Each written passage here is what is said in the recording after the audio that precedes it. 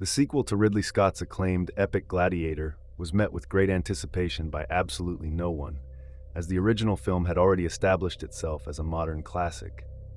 There was no need for a sequel, however. We were given one. Gladiator 2 is a profound disappointment, as it fails to capture the essence of its predecessor, instead resorting to a superficial imitation of its larger plot beats, coupled with a series of missteps in storytelling, character development, and thematic execution. In attempting to rehash the success of the original, the sequel not only undermines the legacy of Gladiator, but also fails to offer anything of real value on its own.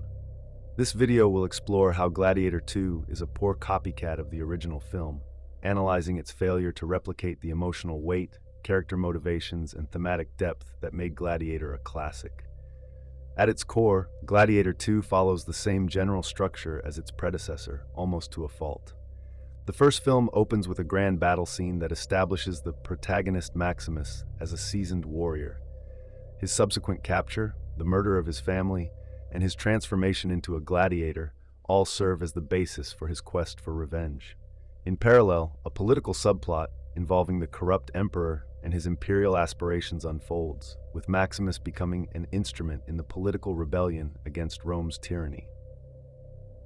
The climax of the film sees Maximus participating in a gladiatorial arena fight against the very man who orchestrated the murder of his family, all while political intrigue brews in the background.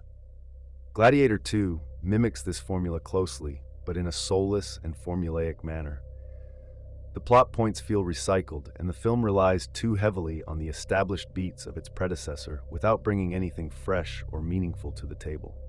The protagonist in Gladiator 2 is similarly a man driven by revenge, but the motivations and stakes do not resonate as strongly.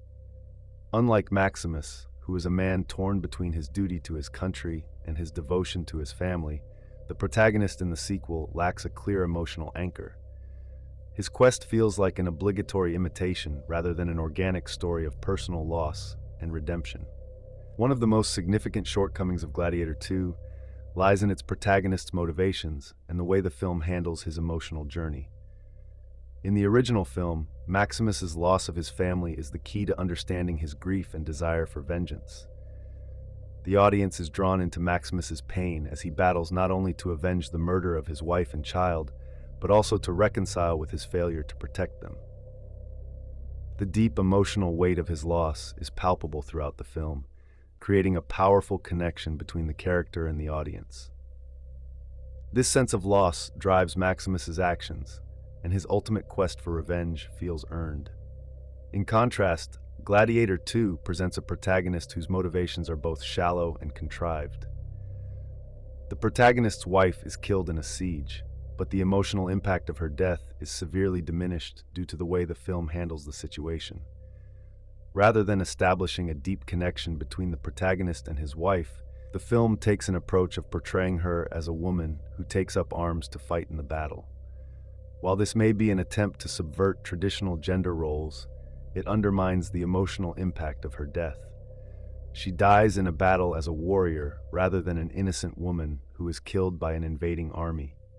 This distinction makes the death less impactful. The protagonist's desire to protect his family, so central to Gladiator, is replaced by a more politically charged and less relatable motivation. Moreover, the protagonist seems to recover from his wife's death with little emotional consequence, laughing and joking soon after the tragic event. This emotional inconsistency robs the character of any genuine depth, leaving the audience unable to empathize with his loss. In Gladiator, Maximus's sorrow is a constant presence, and it drives every decision he makes, heightening the emotional stakes. In Gladiator 2, the lack of this emotional resonance makes the protagonist's journey feel hollow and unearned. Ultimately, Gladiator 2 fails because it tries to imitate Gladiator without understanding what made the original film so compelling. The sequel feels like a desperate attempt to recapture the magic of the first film, but it does so without the emotional depth, character development, and thematic richness that made the original a classic. The plot is derivative, the character motivations are shallow, and it is just overall a poor imitation. A truly successful sequel would have taken the world of Gladiator in new directions. exploring fresh themes and evolving the story in meaningful ways. Instead, Gladiator 2 falls into the trap of being a poor copycat, repeating the same beats and relying on familiar tropes without adding anything of value to the legacy of the first film. The director seems to think that big spectacles like what is seen with a big budget movie will make up for a poor story and plot. It does not.